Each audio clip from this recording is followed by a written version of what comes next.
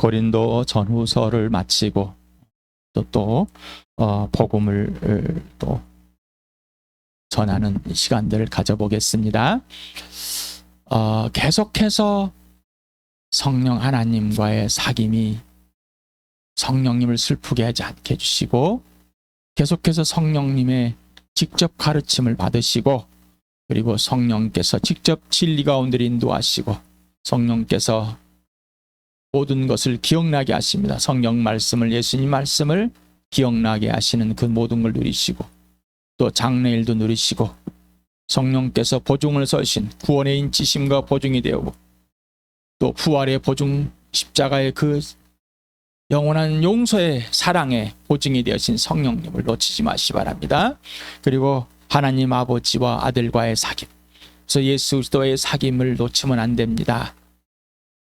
인격적인 사귐, 사귐은 사랑이라고 그랬습니다. 성령의 열매라고 그랬습니다. 그리고 예수를 통해서 아버지와의 사랑, 아버지의 사귐이 이루어질 바랍니다. 그래서 삼위 하나님이 하나님과의 직접적인 교제가 지속되길 바랍니다. 자기의 생각, 허망한 생각, 옛사람의 기준, 이 모든 것이 멈추길 바랍니다. 계속해서, 그리고 교회를 위해서 기도해 주시고, 불신자들, 육신의 가족의 불신자들, 이웃들, 친구들, 친지들을 위해서 기도하시기 바랍니다. 여러분의 직장 동료들을 위해서 기도하시기 바랍니다. 그들을 살려달라고, 누구처럼? 나처럼. 그다음에 살아있다면, 살아있는 자는 예수를 교제하는 자입니다. 사귀는 자입니다. 살아있는데, 생명이 있다는데 예수님과 사귀지 않는다면 오늘이나 음성을 들을 수가 없습니다. 듣지 않는다면 죽은 자와 같다. 내 양은 내 음성을 듣습니다. 시간에도 계속해서 듣기 바랍니다. 또한 이 복음을 들을 때 기뻐 춤추게 되고, 더 깊이, 높게, 크게, 넓게 예수 그리스도를, 이 복음을 알길 바랍니다. 그리고 복음을 전할 준비들을 항상 하시기 바랍니다. 준비는 내가 하는 것이 아니라 이 예수 그리스도를 이 마음 중심에 항상 주님으로 모시고 계시하지만이 복음을 전합니다. 예수님을 주님으로 모시고 있지 않다면 이 복음을 전할 수가 없습니다. 단순히 종교를 전하고 자기가 기쁘고 자기가 행복하다고 하는 것을 전할 뿐입니다. 예수를 전하는 것이 아니라 직접 내 안에 살아가신 예수를 오늘도 여러분에게 소개해 드리겠습니다. 당신은 다음과 같은 질문을 해보았습니까? 나는 다음과 같은 질문을 언제 해보았을까요? 나는 누구인가? 나는 어떤 존재이며 얼마나 가치가 있는가? 나는 어디서 와서 어디로 가는가? 이런 질문들을 해보셨습니까? 또 지금도 하고 계십니까? 자, 이 답을 얻으셨습니까? 당신은 이와 같은 질문을 지금도 하고 있는가? 나는 이와 같은 질문을 한 번도 해보지 않았는가?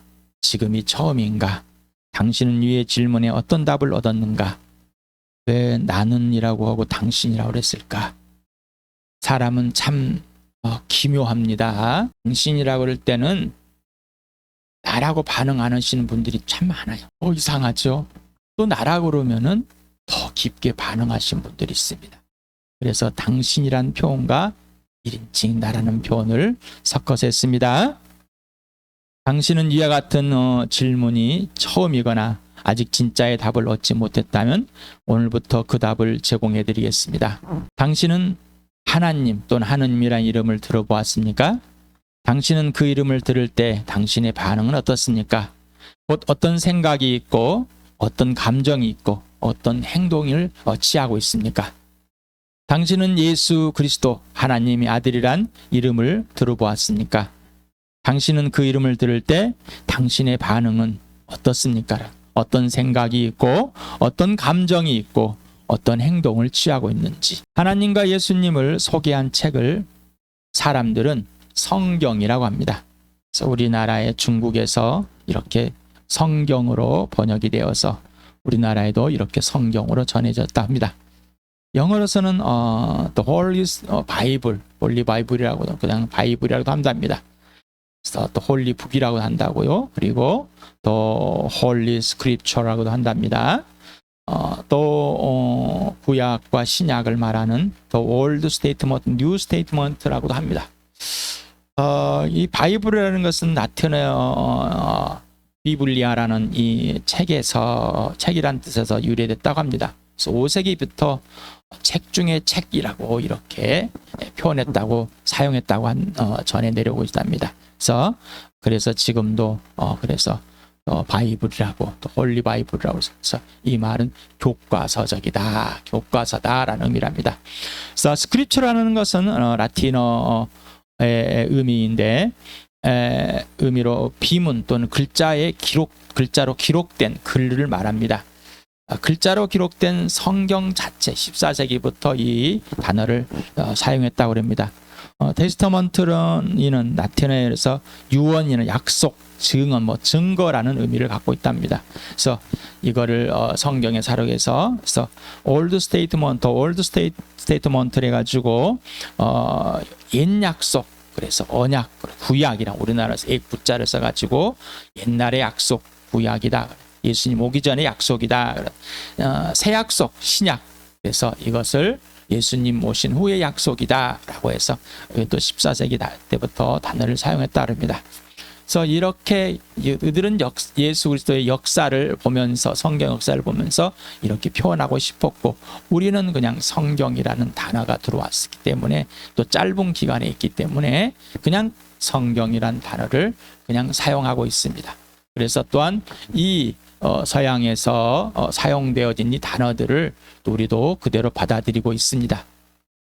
그래서 보통 바이블이라는 말은 많이 들어봤지만은 스크립처나 테스터먼트는 아마 거의 들어보지 못하고 오늘 처음 듣는 분 또 아니면 또 기억에 가물가물하실 것입니다. 자, 이렇게 불려진다. 하나님과 예수님을 소개한 책을 이렇게 불려진다고 있습니다. 자, 우리는 이 성경을 가지고 하나님과 예수 그리스도가 누구신지를 알게 되었습니다. 기록된 것을. 그렇다면은 성경이 역사이며 그러면 사실인가?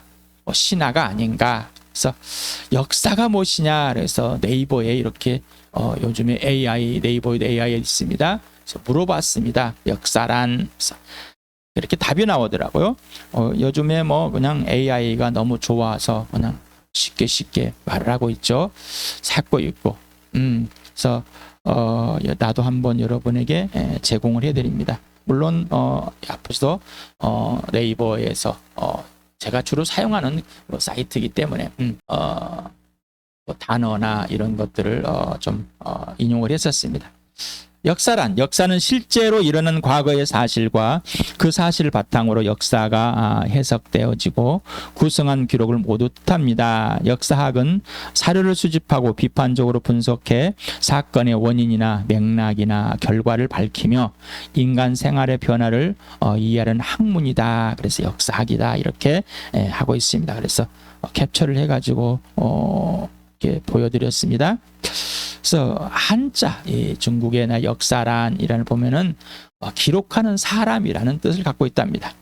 서양에서는 히스토리라는 이를 갖고 있는 어원은 그리스, 헬라어에서 어떤 히스토리아로 찾아서 알다라는 의미를 갖고 있는 탐구나 구명을 말한다고 합니다. 그래서 또한 성경에 비춰볼 때 히스, 그의 이야기다. 그의 히스 플러스 스토리, 그래서 그의 이야기, 예수 그리스도 이야기, 하나님의 이야기다라고 이렇게 말하고 있답니다. 독일에서는 일어난 일들이다라는 역사를 표현하고 있답니다. 이것도 네이버에 있는 그대로 요약해서 여러분에게 보여드리고 있는 겁니다. 따라서 역사는 과거에 실제 있었던 일이라는 측면과 그것이 기록, 해석, 서술로 옮겨졌다는 측면을 품고 있다. 과거 자체는 바뀌지 않지만 새 자료가 나오거나 기존 자료를 다시 읽는 방식이 달라지면 역사 서술도 달라질 수 있다. 그래서 역사의 자료들이 처음 발견은 조금 있고 나중에 더 큰 것들이 있을 때는 또 해석도 달라진다라고 이렇게 표현하고 있습니다. 그걸 캡처해놨습니다. 역사학의 연구 대상과 방법을 그대로 캡처해놨습니다. 그래서 연구 대상, 기본 자료라고 있습니다.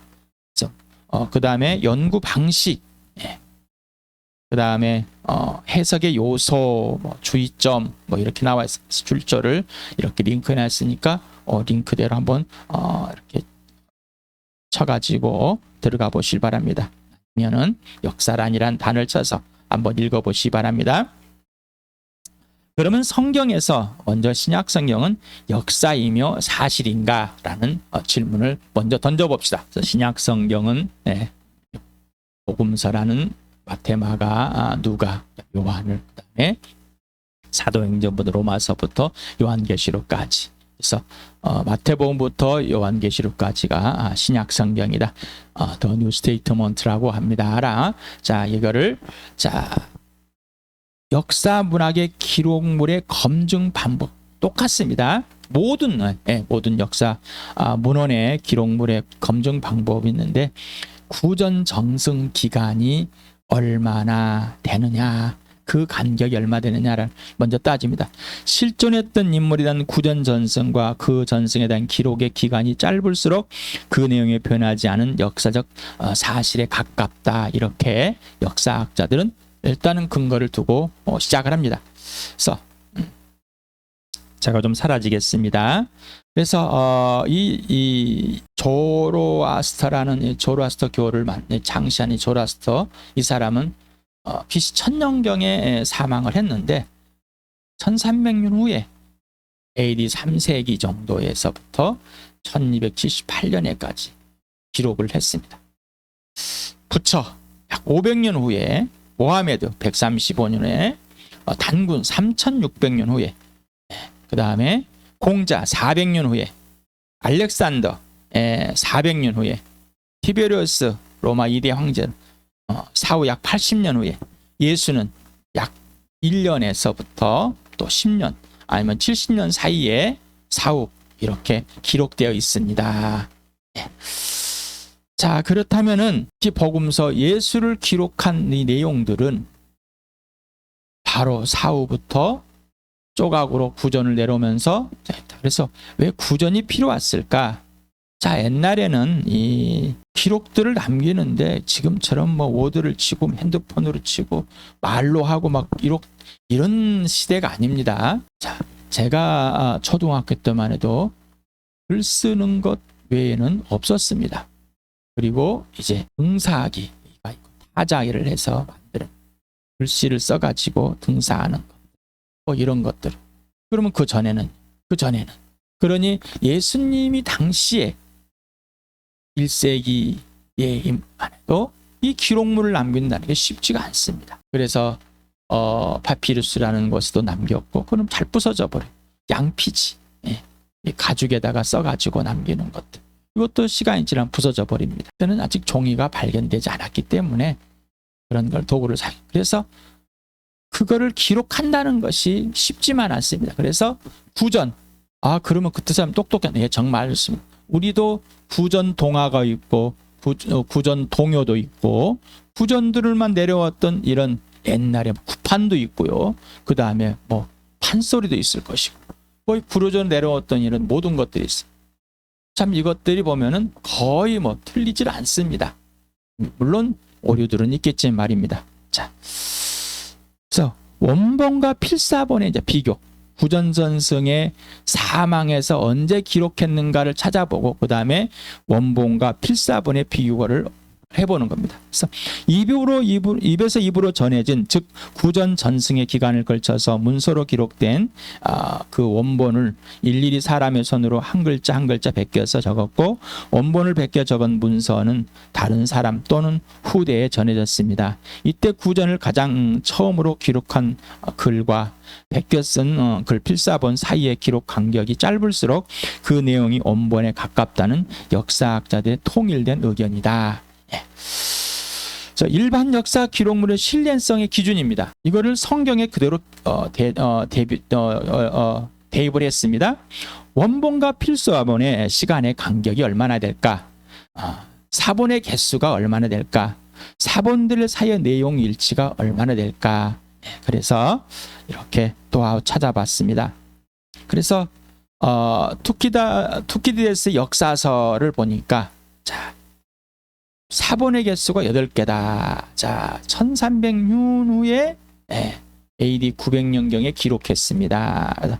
아리스토텔레스 시학도 1300년 AD 1100년에 기록했는데 49개가 필사본이 있습니다. 로마 황제 시저 갈라기아 전기도 있습니다. 1000년 후에 906년경에 기록을 했는데 사본이 한 9개에서 10개 있다. 예. 타키두스의 연대기 유명합니다. 이거는. 자, 이거는 6권과 또 16권 이걸 해서 한 개 또는 20개 있다라고 했습니다. 요세푸스 유대 전쟁사 굉장히 유명한 책입니다. 이거는. 예. 그래서 이것도 거의 1000년이 지나면서부터 있습니다. 그래서 4세기 한 300년 후에 400년 후에 라틴 사본이 한 개 있습니다. 그 다음에 호모의 일리아디 이거는 문학하는 사람들은 빼놓을 수가 없는 거죠. 800년경에 이거를 했는데 1000년에 1200년 후에 기록이 시작됐습니다. AD 23세기부터 643개나 있습니다. 엄청납니다. 이거. 놀라 없습니다. 유명하다는 것이죠. 자, 그렇다면 성경은 신약성경 헬라어 사본만 해서 한 5,800개 이상 있습니다. 이거는 AD 2세기부터 4세기 사본도 포함되어 있습니다. 또 대문자로도만 써 있습니다. 306개 이상. 소문자로 써 있습니다. 2,900개 이상이 있습니다. 초기 교회에 익혀둔 순서대로 신약 성경을 포함한 성경 구집 목록도 2,400개 정도가 있습니다. 라틴어 벌게이트 사본은 한 10,000개가 있습니다. 시리아, 에도피아, 슬라브, 에르메니아, 콥트어로 되는 한 9,300개 이상이 있답니다. 얼마 안 되죠. 이 정도로 사본이 있는 어떤 고대 문헌도 없습니다. 그래서 역사학자들은 그냥 성경학자 말고 그냥 역사학자들은 이거를 연구하고 그냥 일치다 라고 말합니다. 사실이다 라고 말합니다. 사실이다. 그리고 몇 개의 필사본의 개수가 존재하는지와 원본 및 가장 먼저 필사된 사본들과의 얼마나 내용이 일치하는지는 고대 문헌을 연구하는 고서 검증법에 따라 역사적 사실의 가치를 인정합니다. 자, 신약성경과 호모 일리아드는 사본의 개수가 24,643개, 643개. 원본의 기록년도 바로 예수님이 죽으신 후에, 이거는 BC 900년. 최초 사본의 연대는 AD 125년, 이거는 BC 400년. 500년에 걸쳐 시간 차이가 있습니다. 여기는 25년. 근데 그 전에 조각들이 있을 것이다라는 것이죠. 오류 정도는 이 전체를 다 0.5%밖에 안 된다. 0.5%면 개수로는 엄청나죠. 그러나 일치하는 그 오차는 0.5%. 그런데 일리아드는 5%다. 작은데 이렇게 많은데. 자, 여러분 어떻습니까? 이래도 역사학자들이 이 사실을 인정하지만은 예수 그리스도의 죽으심과 부활, 이 땅에 오셨다는 사실을 역사적 증거로 진짜다. 하지만 이렇게 들어도 믿고 싶은 마음이 생겨요? 안 생겨요? 안 생깁니다. 왜요? 믿지 않기로 이미 하나님과 원수되어 있기 때문에, 내가 동의하지 않기로 이 안에서 작정을 하고 있기 때문입니다. 작정을 하고 있기 때문에 거절하고 싶습니다. 먼저 이 마음이 거절하고 싶은, 저도 이 마음에 거절하고 싶습니다. 제가 이 역사적인 사실, 사회교과서에 세계사에서 배웠던 예수, 그때는 그랬습니다 라고 했어요. 그러나 진짜 랄까라고 질문을 해보지 않았습니다. 역사이지 그냥 지나갔습니다. 왜 나하고 상관이 없어요? 거의 불가지론적인, 있으면 어떻고 없으면 어떻고 나하고 무슨 상관인데 이런 상황에. 그러나 진짜 예수님이 궁금해졌을 때, 사실일까? 역사일까? 진짜일까? 역사라면 내가 어떻게 한번 동의를 해보겠는데, 역사가 아니라면 내가 종교를 가질 필요는 없다. 자, 여러분 어떻습니까? 금방 역사적인 모든 일반적인 역사 기록물에 대해 적분하는 역사적 방법을 동일하게 해서 이 신약 성경이 역사적인 사실이라는 것을, 또 기록물에 오류가 없다는 것을 여러분에게 제공해 드렸습니다. 여러분 어떻습니까? 신약성이 역사적 기록물이다. 그리고 사실입니다. 따라서 복음서에 기록된 예수 그리스도의 죽으심과 부활은 2000년 전의 실제 역사입니다. 역사라는 건 사실입니다. 일어났던 일입니다. 사건입니다. 그러므로 예수 그리스도는 사람이 만들어 놓은 종교가 아니라 창조주 하나님이십니다. 종교는 사람들이 자신을 위해 만들어 놓은 신들을 달래어 자신이 설정한 목표 결과물을 얻고자 비는 행위입니다. 기독교는 하나의 체제도 아니고 도덕적인 개념도 아니며 심리학적 현상도 아니다. 종교는 선한 행위를 통해 하나님께 가려고 하는 사람들의 노력이지만 기독교는 예수 그리스도를 통해 하나님께서 사람들에게 다가오시는 것이다. 누가 예수를 종교로 하는가에서 발췌했습니다. 자, 하나님께서 찾아오셨다. 누구를 통해서? 하나님의 아들을 통해서. 우리 사도행전 3장 15절을 같이 읽어봅시다. 시작. 그래서 여러분은 생명의 근원이 되시는 주님을 죽였습니다. 그러나 하나님께서는 그를 죽은 사람들 가운데 살리셨습니다. 우리는 이 일의 증인입니다. 1차 목격자인 이 사도들이 고백합니다. 1차 목격자의 증언을 저는 들었고 그 증언이 사실이라는 것을 이 성경이, 이 예수가 역사적인 사실이기 때문이라, 그래서 정보를 동의했고 또 하나님께서 이 사실을 알려주고 성령이 이 사실을 분명하게 해서 죽으시고 부활하신 예수님이 살아계시고, 그래서 인격적으로 저도 영접하게 되었습니다. 거듭나게 되었습니다. 성령이 다시 태어나게 했습니다. 하나님의 자녀가 되게 했습니다. 그래서 이 예수를 오늘 이 사도들이 전해준 이 예수, 오늘 내 안에 살아계신 예수, 성령이 내 안에 살아계시게 하신 이 예수를 여러분에게 증언하는 증언자가 되었습니다. 로마서 1장 2절부터 5절까지 같이 읽겠습니다. 시작. 이 복은 하나님께 예언자들을 통하여 성경에 미리 약속하신 것으로 그 아들을 두고 하신 말씀입니다.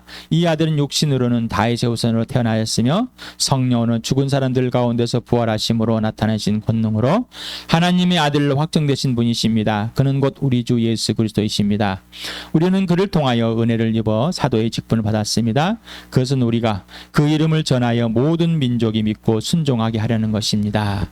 이 복음은 하나님께서 구약을 통해서 성경에 미리 약속하신 것으로 그의 아들을 두고 하신 말씀이고, 이 아들이 2000년 전에 사람으로 그 다윗의 혈통으로 태어나셨다는 것을 분명하게 증명하였고, 성령으로는 내 죄 때문에 죽으신, 십자가에 죽어주시고 무덤에 묻혀신 이 예수를 이 부활로 하나님의 아들 되심을 모든 사람에게 확증했다, 증명하였다. 그리고 바로 이분이 우리의 주가 되시고 구원이 되시고 왕이 된 통치자이신 바로 하나님의 아들이다. 부활로 확증했다고요. 부활로, 역사 속에서. 그래서 구약이 진짜이다라는 것을 증명한 겁니다. 따라서 역사적으로 신약의 성경 이 책이 역사적 사실이고 실제이므로 그 아들, 하나님의 아들을 죽으시고 부활하심으로 하나님의 아들로 확정된 그 이름 예수 한 사람, 이게 성경이 증명하고 죽으시고 부활하심으로 서로가 증명이 돼서 구약 성경대로 오셨다는 것을 알려줬기 때문에 구약 또한 증명이 되었다라는 것을 한꺼번에 증명, 이게 바로 부활입니다. 부활. 그래서 복음을 전하는 이는 모든 사람이 이제 이 예수를 직접 만나서 직접 그분께 순종하는 겁니다. 왜? 예수님은 살아계시기 때문입니다. 그래서 예수 그리스도의 부활은 창조주 하나님의 존재하심을 증명했고 창조주 하나님이 살아계신다는 걸 증명했습니다. 예수의 부활은 예수가 하나님의 아들됨을 증명했고 예수가 영원히 살아계심을 증명함으로 창조주 하나님이 영원히 살아계심을 증명한 겁니다. 그래서 예수 그리스도는 영원히 살아계십니다. 지금도 하나님은 살아계십니다. 그래서 하나님을 예수 그리스도 아버지다. 그래서 하나님 아버지라고 부르게 되었고 하나님의 아들이라고 부르게 되었다. 그리고 진리형인 성령을 보낸다. 삼위 하나님이다. 그래서 이 역할이 있다. 그래서 오해합니다. 하나님이 사람으로 하였으면 하늘 보좌는 비어 있을 거 아니냐. 예. 삼신 또로 따라놓는 것이 아니라 역할이 다른데 세 분의 인격이 있는데 하나이다. 이것이 사람으로는 설명이 안 되지만 예수 그리스도를 믿음으로 하나님의 영, 내 영이 삶으로 이거는 영적으로만 보이는 것이고 알게 되고 이해되는 것입니다. 요한복음 3장 16절 같이 읽겠습니다. 시작. 하나님께 세상을 이처럼 사랑하여서 외아들을 주었으니 이는 그를 믿는 사람마다 멸망하지 않고 영생을 얻게 하려는 것입니다. 자, 지금까지 역사적인 사료에 대해서 그 역사에 대해서 예수가 신약성의 성경이 실제이고 사실이고 역사적인 증명을 하였기 때문에 예수의 죽으심과 부활이 실제요 하늘 보좌 버리고 이 땅에 오셨다는 사실이 실제가 됐습니다. 사실입니다. 왜 오셨는가? 자, 내가 누구이길래 나는 존재하며 얼마나 어떤 가치가 있는 게 나는 어디서 어디로 가야 되는지를 알려주러 오셨습니다.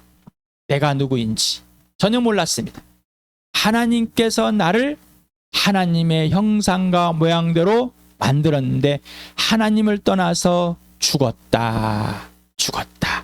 멸망했다. 이미 죽어 있다는 것입니다.